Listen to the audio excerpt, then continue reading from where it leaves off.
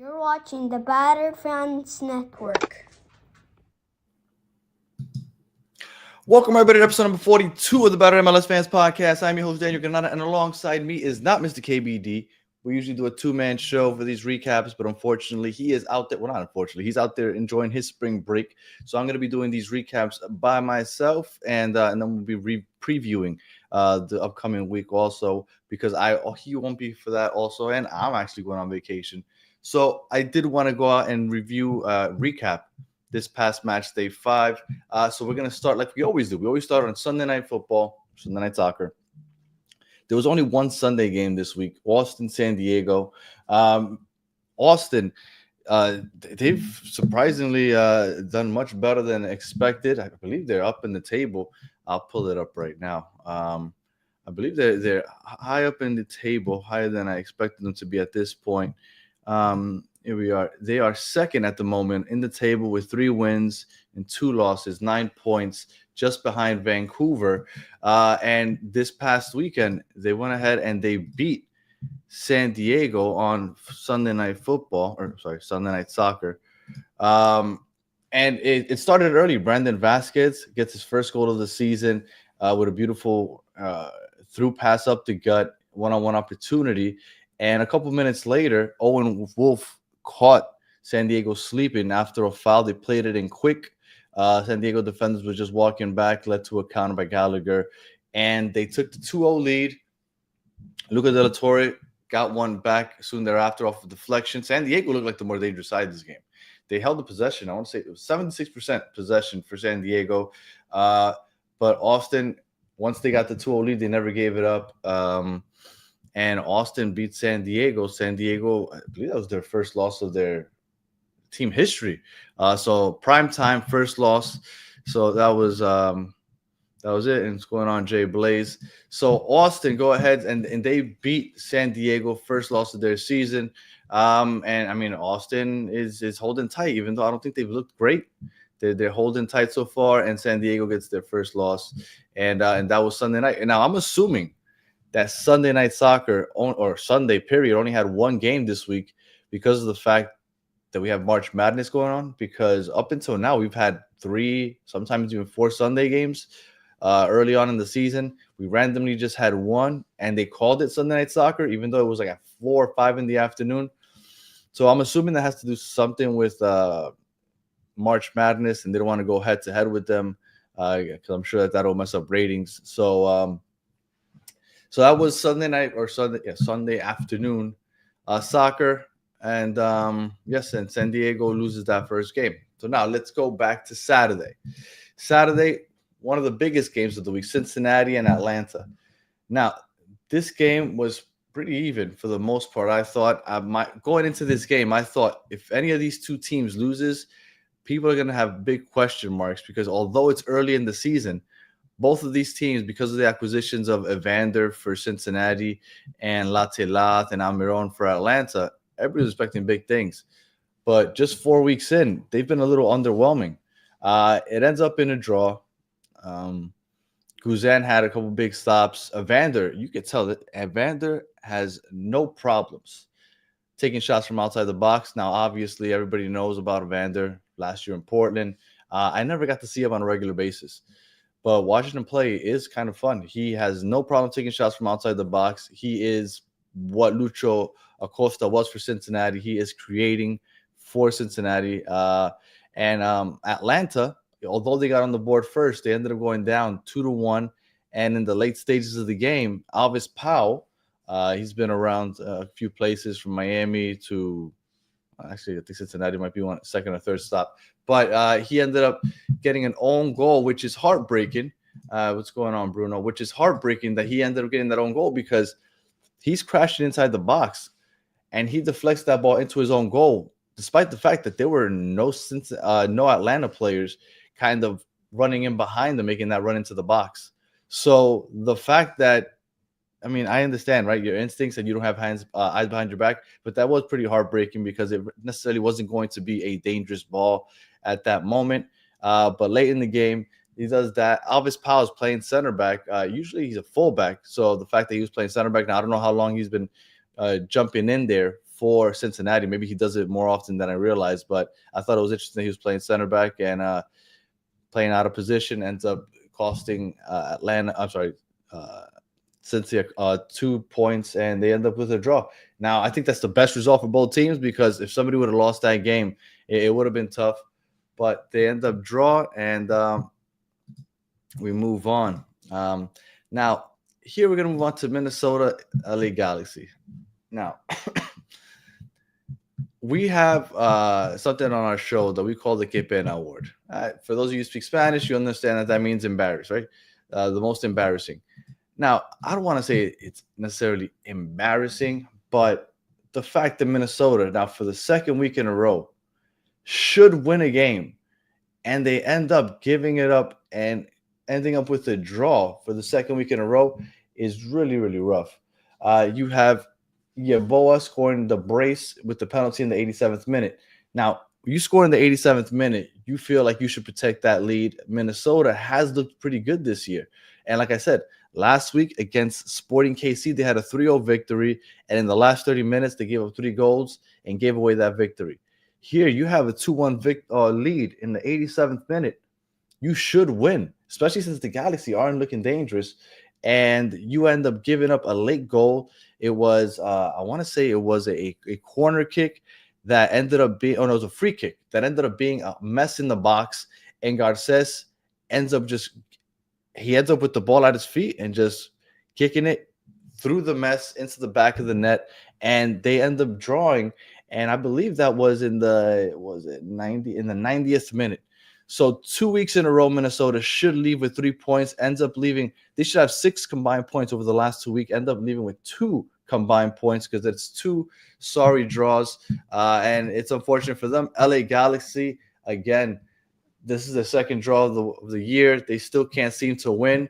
And if you look at the stats, I'm not really into the whole XG thing, but right here it says Minnesota, XG, expected goals, 3.07. Galaxy 0.7. The fact that Minnesota gave this game up is really brutal. They should have won. And right now, if I pull up the standings, they are, Minnesota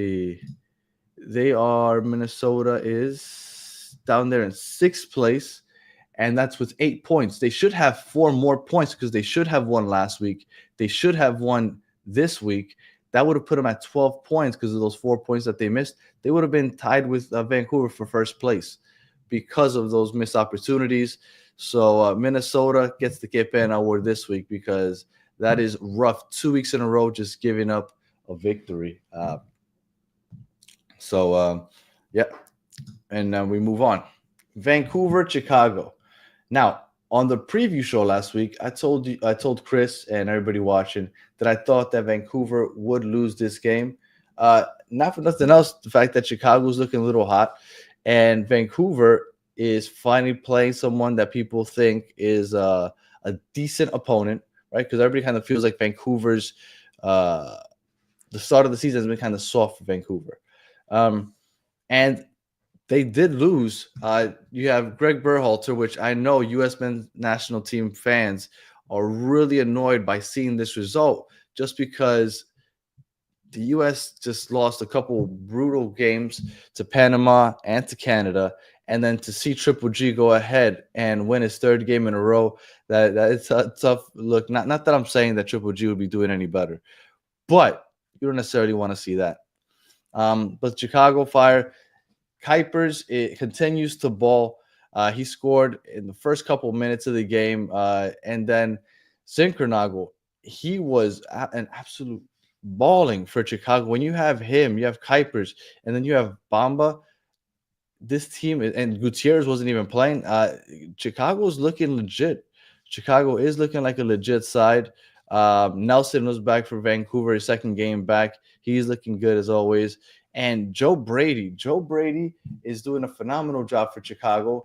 Now, my co-host Chris has been on the Joe Brady train for quite a while. Joe Brady, we call him Joe Dirt. He is he's looking good. And but Vancouver first lost, and they have a tough game coming up. And I mean, I will talk about that in a second.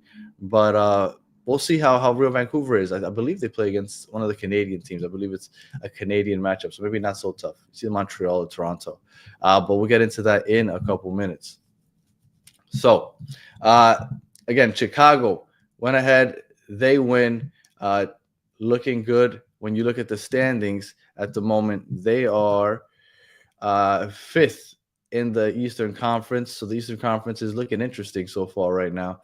But Chicago does beat Vancouver and hands Vancouver their first loss of the season. They were the only team that had won every single game going into this week. Now, another game that was absolutely phenomenal for one side, Charlotte. Now, this was a big game because everybody's really hyped about San Jose. Even though San Jose, 2 wins, 3 losses, they haven't necessarily looked amazing. But everybody is on the Bruce Arena train. Everybody believes in Bruce Arena, and I get it. He succeeds everywhere he goes, and they already look better than they did last year. They look better than they did last year, and I think they're not that far off of the point total or win total from last year. So I get it. But Charlotte is the best team in the Eastern Conference outside of Miami. They might be the second best team in the league outside of Miami. That defense is legit. Kalina is the best keeper in the league. And now their attack is also showing up. Pep Biel was going to be here for a full season. Pep Biel won player of the match day, which is well-deserved because Pep Biel was absolutely balling this week. Ajimang wasn't available. Tokomari, I want to say is how you pronounce his name. He's the one that took over for him, and he had himself a really good game also. Charlotte scored early. They scored. I'm sorry. Did they score? They scored in the 11th minute. I guess you could say that's early. They scored early. Pep Biel trailing on a counterattack, and it felt like this game was just counter after counter after counter for Charlotte, and that is their strength. When I look back at that one loss they have against Inter Miami went down to 10 men early in that game. And because of that, they weren't as aggressive. So Charlotte didn't have as many opportunities to kind of beat them with the counter. And I wonder how this game would have ended up against Miami if they do have more opportunities at the counter. But they didn't. But they did against San Jose. San Jose is being aggressive. Kalina, there was an opportunity for Chicho Arango one-on-one. And Kalina just stonewalled him and inside the 6-yard box. And Kalina is amazing. Chicho Arango, seeing him not finish a one-on-one opportunity is rare. And Charlotte is just looking really, really good.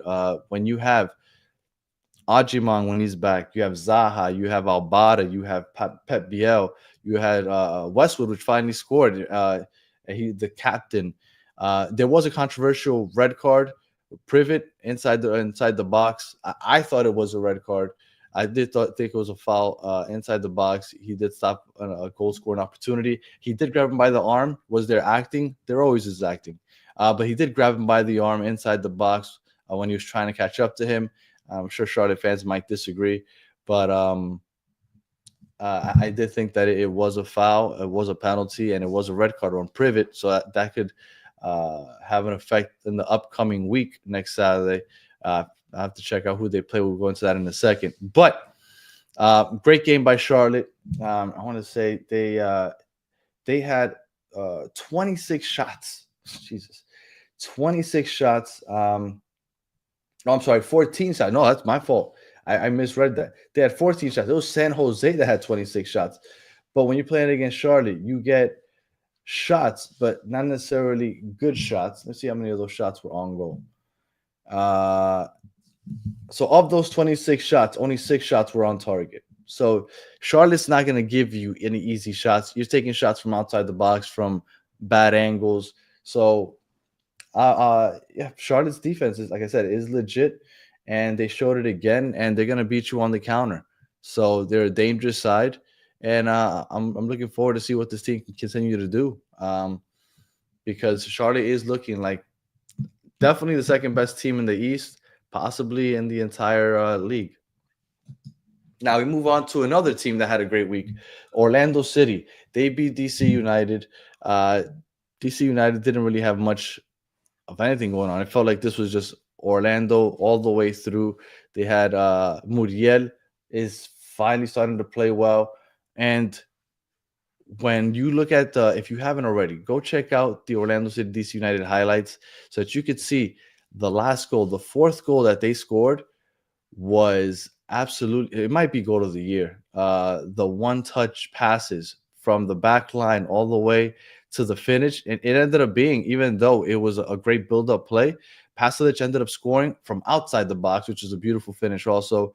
Um, or Orlando, they're just forcing turnovers when they're pressing high, or they just looking really good. I want to say that they might have the best attack in the league, outside of maybe Philly. Orlando is looking really good and dangerous. And when you look at the stats, Orlando had 20 shots this game, 20. So DC did get one back late in the game, but Orlando did look like the much better side. They dominated, and Orlando's looking pretty dangerous.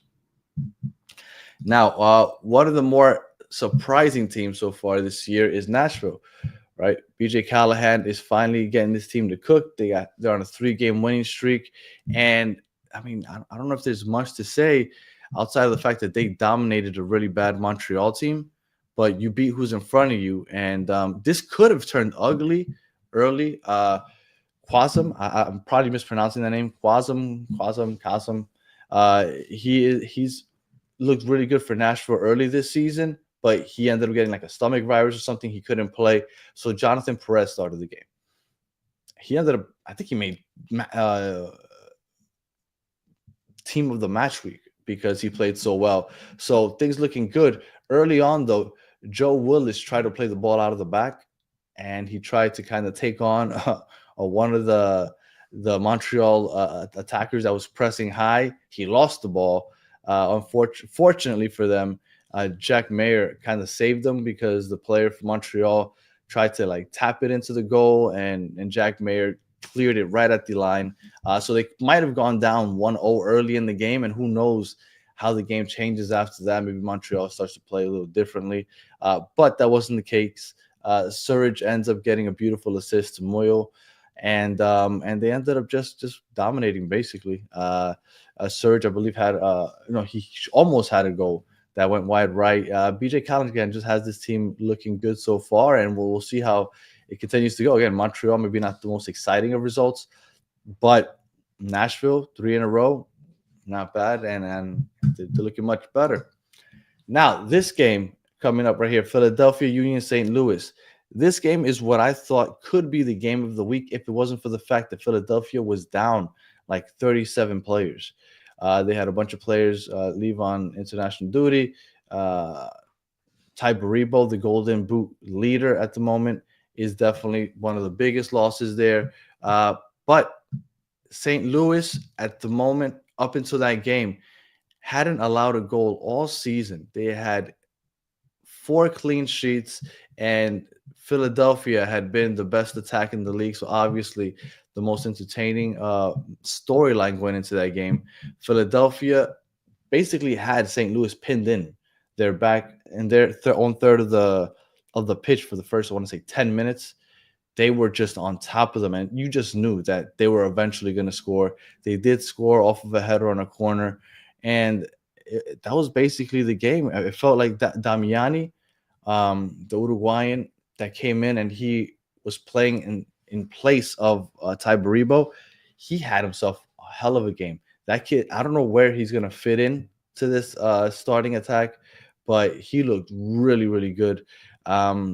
And Quinn Sullivan had another great game. Quinn Sullivan, everybody talks when they talk about Sullivan's Kevin Sullivan, like the younger brother, 14, 15 years old. Quinn Sullivan is playing great at the moment. And Philadelphia holds on to a 1-0 victory. St. Louis, they're going to have a tough time because they are doing this whole bunker down and defend and try to score on the counters or whatever opportunities you might get. But this is the first time we see them down, and they went down early in the 8th minute. They held more possession this game than Philadelphia, but they really didn't do much with it. When I look to see, let's look at the stats right here. They held more possession, but despite having 54% of the possession, they had 5 shots on goal. No, I'm sorry, 5 shots, period. Only one of those shots were on goal. St. Louis is going to have a really hard time continuing to win if they're counting on their defense this much.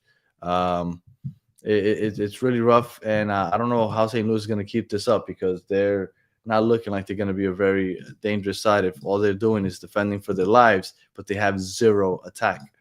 KC, LAFC, this one, KC is just a really bad team. David Martinez is going to be Young Player of the Year for LAFC, for the MLS. I'm sorry. Danny Boanga was out, but David Martinez started at left wing. I don't know how LAFC is going to do it, but they have to figure out a way to get David Martinez to start more often. Because when Denny Boagna's on there on the left wing, you have Under on the right wing, Under on the right wing, and then you have Bobase, or maybe one day Giroud will finally get to start at center as striker. They still haven't found the permanent spot for David Martinez. I think he should. You just have to find the way. Maybe you put him behind a Bobase and play him at a 10 type role. I don't know, but David Martinez is way too good to be keeping off the pitch. You need to have him on there as much as possible. But David Martinez, the goal he scored was at a weird angle, and it felt like the KC keeper was almost cheating towards the middle of the box because he was waiting for the cross because of the angle that he took. You wouldn't expect him to take that shot. He took it, hit it upper 90, and David Martinez is looking really good. Venezuelan baller, 19 years old. I think he's gonna be special. He might. I predicted in our preview show for the season that he would win Young Player of the Year, and it's definitely tracking that way. Then we had Columbus NYCFC. Scoreless draw. Columbus completely dominated this game. For NYCFC to get out of here and leave with a draw and leave with a point, I think NYCFC fans must be ecstatic because Columbus completely, totally dominated this game. Columbus 60% possession. They had 24 shots. NYCFC had 5 shots the entire game. No shots on goal. Columbus, they should have won this game. They did finally score. I want to say the 85th, 86th minute, but it got called back for an offside. But Columbus, Nancy doing what Nancy does and coming out with results. So good for Columbus. I mean, they didn't lose, but that has to feel like a loss because they dominated that game. One of the more surprising results, in my opinion, at least, Portland Timbers scored 3 against Colorado. They beat them 3-0. No Zach Steffen, but that's no excuse because their backup, I forgot his name, Burgery, had himself a couple stops in a pretty decent game.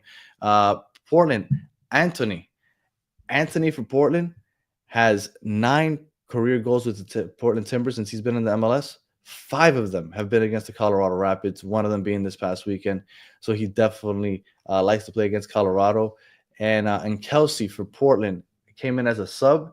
And I don't know if that was his first touch, but if it wasn't his first touch, it was one of his first touches because a minute in after being subbed in, Phil Neville's sub worked to perfection because he scored a minute in. And you love when that works out that way. You get sub a player in, they score immediately. And the Portland Timbers, a surprising victory in my opinion, 3-0, and Phil Neville lives to fight another day. And then as we come down here, Real Salt Lake, FC Dallas, Real Salt Lake. Cabral, I want to say the keeper for LAFC, basically almost salvaged a draw for Real Salt Lake because he had himself one hell of a game. Lucho Acosta had a PK attempt and he got blocked. I was listening to the broadcast, and the last 5, including this one, the last 5 times Lucho Acosta has taken a penalty kick, he's gone to the low right side. And obviously there's some type of scouting report because that's exactly where Cabral jumped, and he blocked it. But eventually they did score on a cross that got deflected. Lucho Acosta scored, I believe it was with a header, 1-0. Could have been a lot worse. But Cabral, like I said, saved them a bunch of times. Legit for Dallas, had a few really good opportunities, but Cabral stopped them. And Real Salt Lake unfortunately falls, and FC Dallas wins 1-0. 2 games to go here. Red Bulls, Toronto FC. Toronto is just really bad. We say it every week. Insigne, not only did he finally come back, he started. So he came back and he started, but did not make the difference. DeAndre Kerr's the one that scored for Toronto, but the Red Bulls went ahead and they won. They scored on a penalty kick, and there was a Forsberg goal where it looked like he was offside. He was so open when I was watching it, like he has to be offside. And when you look at the replay, there was a Toronto defender up on top of the box that kept him onside because he just didn't do a good job of holding his line. It was crazy how open he was when he receives that ball and a one-on-one opportunity against the goalie, and he finishes it. And the Red Bulls win, and they beat Toronto. Toronto again looking really bad. They have 1 draw, 4 losses, and then the final game, another 0-0 draw. Houston and Seattle. I didn't really pay too much attention to this game after the fact because it just was. It looked like it was going to be boring. Houston has never won in Seattle. They still haven't. So I don't know if maybe for Houston fans, leaving with at least a draw is like a victory because they never win there anyway. Rothrock had a goal called back, but I believe he was offside by like a mile. So, but that's a draw. Seattle, unfortunately, is just having a tough time right now. With all their injuries, and we move. So these are the standings here in the Eastern Conference. Philadelphia is still on top, Charlotte second, Miami third, Nashville fourth, Chicago fifth, Columbus sixth, the Red Bulls seventh, NYCFC eighth, and Orlando ninth. Now out of the playoff picture at the moment, Cincinnati and Atlanta are probably the 2 biggest surprises. Still very early in the season. Cincinnati technically has enough points to be tied for ninth, but I believe it's goal differential what gets Orlando above Cincinnati. And then Atlanta at the moment has a negative goal differential, only has 5 points, 1 win, 2 losses, 2 draws. So Atlanta's probably the most surprising or most disappointing team so far in the, I guess, Eastern Conference. I don't want to say the whole league.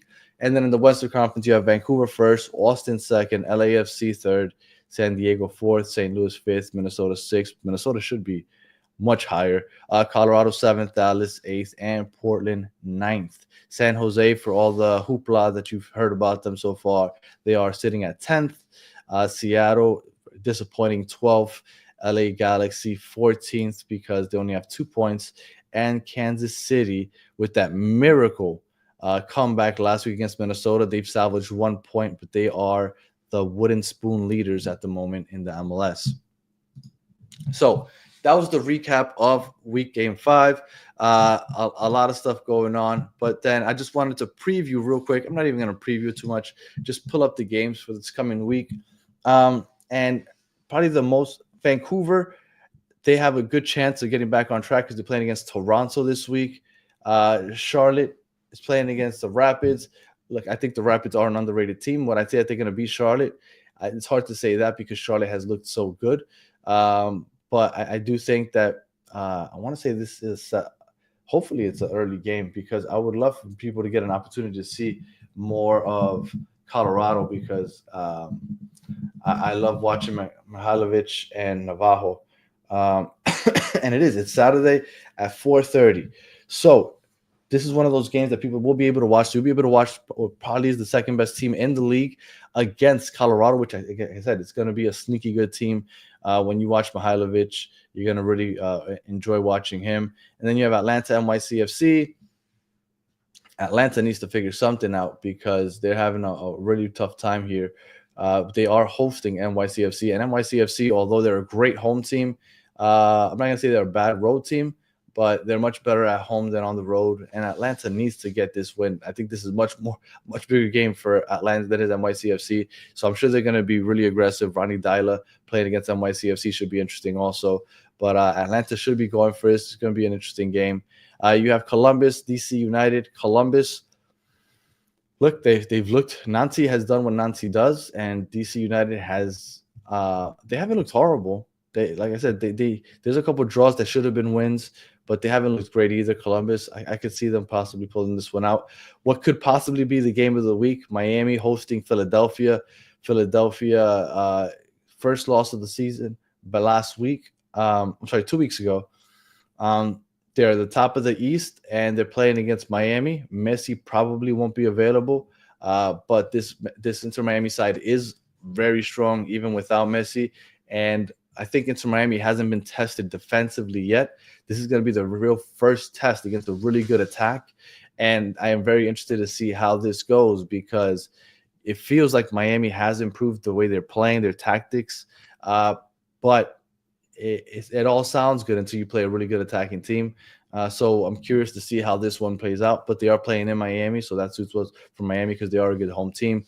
Chicago and Triple G play against Montreal. Montreal is terrible. Chicago's playing at home. I expect Chicago to go from 3 wins in a row to 4 wins in a row. Then you have Dallas, KC. Dallas, KC, again, horrible team. Eventually, they'll win a game here or there, but I'm never going to predict that. So I can see Dallas winning that game. Minnesota, Real Salt Lake. Minnesota, again, they are a really good side. They should have 4 more points than they do. They should be at the top of the West, and they should have won the last 2 games. They ended up with those 2 draws, instead blowing both of those leads. This should be an interesting game. They are hosting Real Salt Lake. Nashville, Cincinnati, that's another huge game. Nashville, BJ Callahan has the team playing well. Cincinnati needs a victory. They are playing in Nashville, so that will be one of the better games of the week. You have Galaxy, Orlando. Orlando should thump Galaxy because they just have not looked good. It's just Gabriel Peck, basically. San Diego, LAFC. It's another fun matchup. LAFC is finally coming around. Hopefully, they find a way to get David Martinez much more involved, more consistently throughout the games instead of putting him as a sub. And then you have Seattle, San Jose.